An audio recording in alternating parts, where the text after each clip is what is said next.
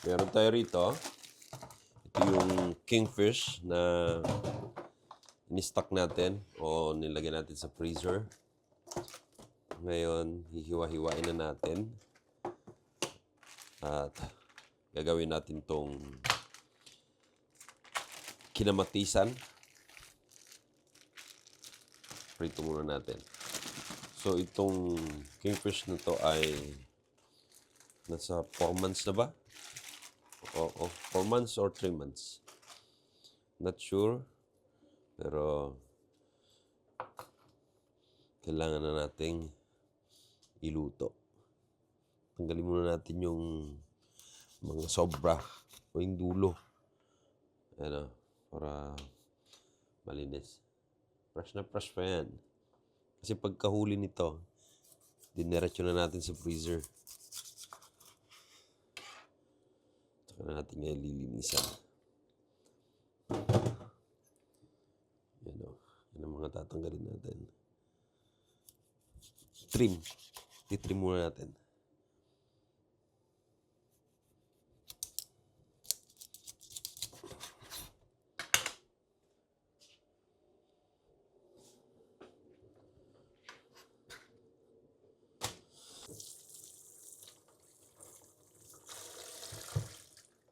Gawin natin, slice na natin to isa-isa. Saka natin tatanggalin na lang naman yung laman loob.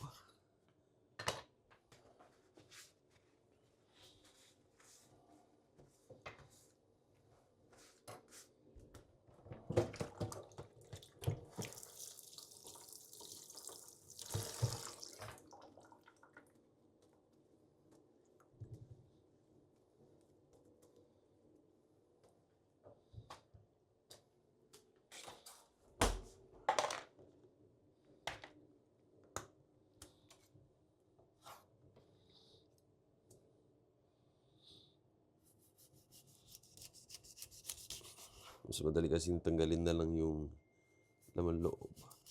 Pagka na-slice na natin.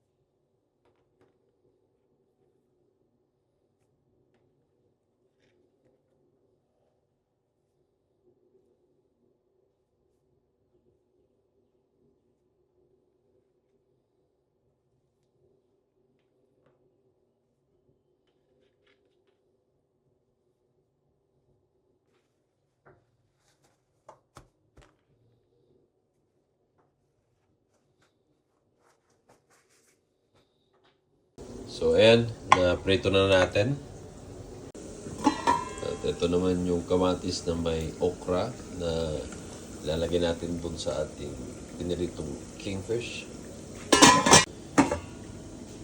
Ganyan yung kanyang finished product, mga idol. Kain na.